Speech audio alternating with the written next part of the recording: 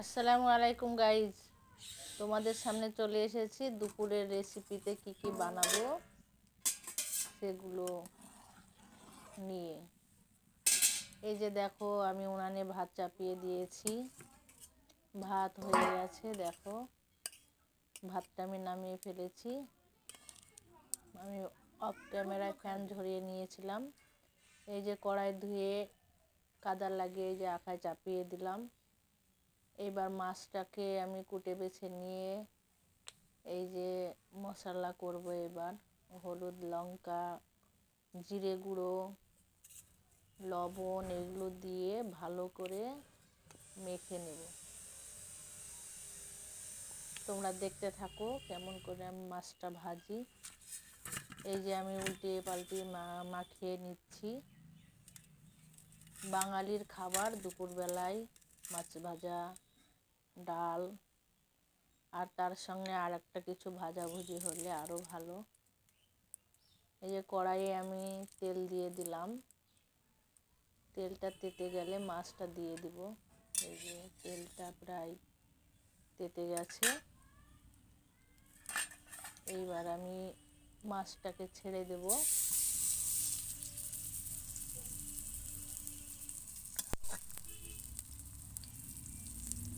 Guys, তোমরা কে কোথায় থেকে আমার ভিডিও দেখো সেগুলো অবশ্যই কমেন্টে জানাবে, কারণ তোমাদের কমেন্ট পেলে আমার ভালো লাগবে।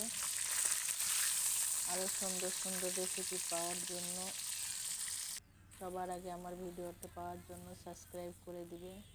আর এই যে মাছটা আমি উনানে দিয়ে চলে এসেছি বেগুন গাছে বেগুন তুলতে।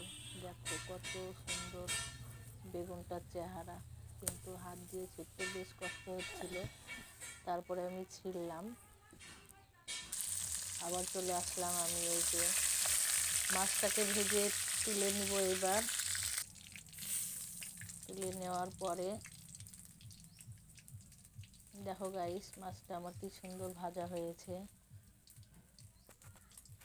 খেতে খুব ভালো লাগবে।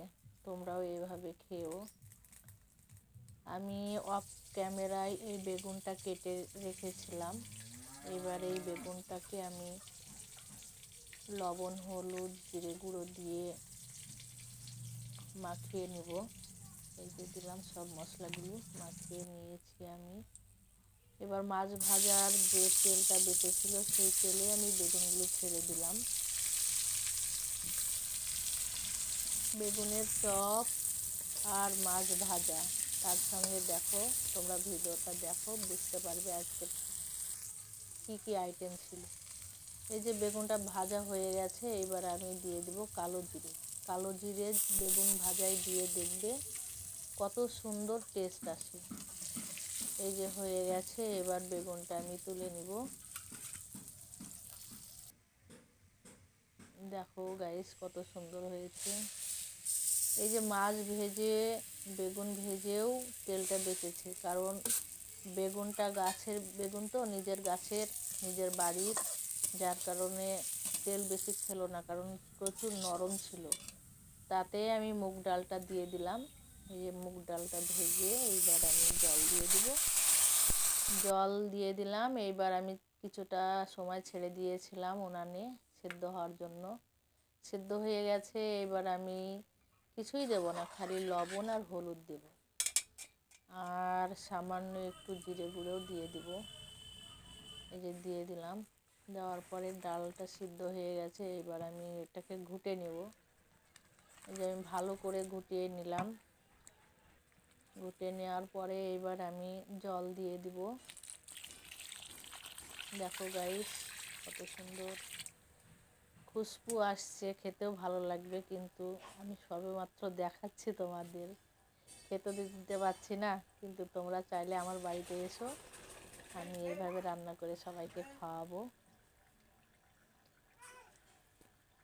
দেখো গাইস, এইবার আমি আবার তেল দিয়ে দিব কড়াই। তেল দেওয়ার পরে লঙ্কা পেঁয়াজ যা আছে সব দিয়ে দিব। লঙ্কা পেঁয়াজটা ভাজা ভাজা হয়ে গেলে আমি ডালটাকে ছেড়ে দেবো। যে ভাজা ভাজা হয়ে গেছে, এবার ডালটা দিয়ে দিলাম।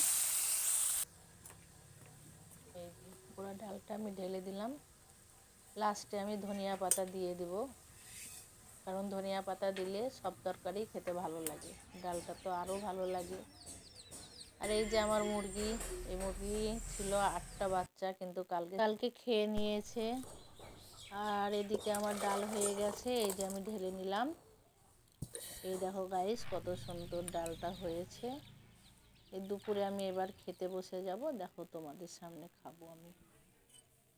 কেমন লাগলো রেসিপিটা আজকের তোমরা জানিও কমেন্টে, আর আমার চ্যানেলটিকে সাবস্ক্রাইব করে দিও। আজকের মতন এখানে, খোদা হাফেজ।